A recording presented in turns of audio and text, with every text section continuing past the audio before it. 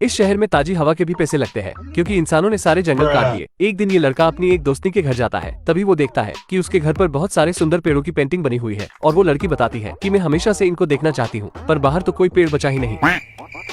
तो ये लड़का कहता है, अरे मुझे चक्कर आने लग गया अब। और घर जाकर सोचता है कि हाय, मैं कैसे दिखाऊंगा अपनी फुलझड़ी को पेड़। तो इसकी दादी एक पता बताती है और कहती है, तेरे सारे सवालों के जवाब वहीं मिलेंगे। फिर ये लड़का शहर से बाहर जाने लगता है, मगर भूतनी के मेयर ने बाहर जाने के सारे रास्ते बंद कर रखे हैं क्योंकि अगर लोग बाहर जाने लगे तो इसका धंधा चौपट हो जाएगा। तो ये लड़का धूम मचाले करते हुए शहर से बाहर निकलने लगता है और अपनी दादी के बताए पते पर पहुँचता है। तो वहाँ पर इसे एक आदमी मिलता है और इसको बताता है, जब मैंने एक पेड़ काटा तो आसमान से एक संतरी गोलू मोलू सा जानवर आया और उसने मुझे जंगल काटने से मना किया, पर मैंने पैसे के लालच में पूरे जंगल को ही काट दिया। जिसके बाद वो भी दोबारा आसमान में जाने लगता है और जाते समय उसने मुझे कहा, भूतनी के जंगल को बचाने आया था मैं और तूने इसकी ही बत्ती गुल कर दी। फिर वो आदमी लड़के को एक उसी पेड़ का बीज देता है और कहता है, ये दुनिया का आखिरी बीज है, संभाल कर रखना भूतनी के। फिर ये लड़का अपने शहर जाकर देखता है कि मेयर ने उसकी दोस्ती के घर की पेंटिंग भी मिटा दी और इसके पास बीज होने का भी पता चल जाता है, जिससे मेयर बिल्कुल भी खुश नहीं होता क्योंकि असली पेड़ लगाने के बाद इसकी हवा कौन खरीदेगा। तो मेयर इस लड़के के घर जाकर कहता है, मेरे ही शहर में रहकर मेरे साथ ही।